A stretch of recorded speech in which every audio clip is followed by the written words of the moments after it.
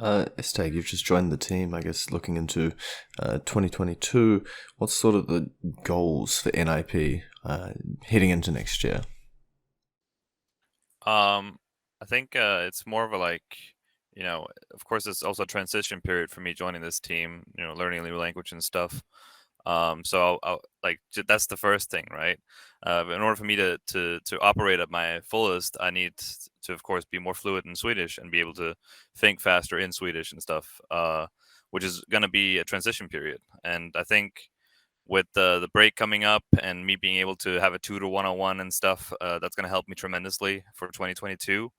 And I've only been on this team for roughly 3 weeks, and I think in total, I think I already spoke about this. We had basically like a week of practice, and for 6 map, it's absolutely ludicrous. And to have like 3 back-to-back tournaments doesn't really help us in that regard. So I think I think it's really hard to say where we are as a team right now, and I think it just needs more time. Yeah, I think the goals for this team, like we all want to, win tournaments. We all want to win a major. So the goal is to do that in 2022. Hey guys, question for anybody. So you guys played GODSENT in the quarterfinals in a 2-1 game. I was just wondering if you think they caught you off guard, if you were surprised by the new Brazilian team. If I could get your thoughts on that. Yeah, I mean, in some way they kind of they caught us off guard, and like regarding the whole tournament, I think they played really well. I think that they surprised like a lot of teams and people. Like they won against Heroic and Big, I think, which are two really good teams. And I think against us, they also took a map, so I think they definitely played really well. And I think they're starting to play better and better for each tournament they've played, as I've looked into them a little bit. And I think they have a bright future because they have young guns and like young guys, and they have Phelps and Taco, like the more experienced guys.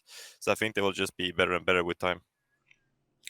Device, coming into the next year, do you think you can possibly reach your sort of peak that you had in 2018 and 2019 now with NiP? Yeah, I really do believe I can do that. I think that year's been pretty difficult for me with a lot of stuff. So yeah, I'm still kind of happy that I haven't been doing completely shit, even though I sometimes feel like that. But yeah, I don't feel like I'm washed up or anything. I feel like the most annoying part is probably the inconsistency, which I have right now, and that's something I'm working on individually. And what's going to require from you to get to that level again? Ooh, it's always hard work and priorities in CS.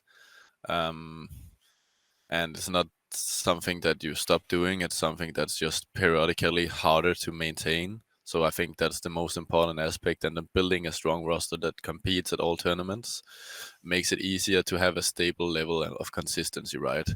That's what you see with the Astralis lineup back in the days, and a little bit with Navi as well. If you're winning all games, no one will have bad statistics. And I think that what you're looking for is a little bit the statistical side of CS, which is an element that, of course, every player focuses on a little bit, but overall is only about like winning tournaments and competing for the top spots. But I think that it goes hand in hand. But the ultimate focus and what gives you the individual results is having a good team and creating good results as a team.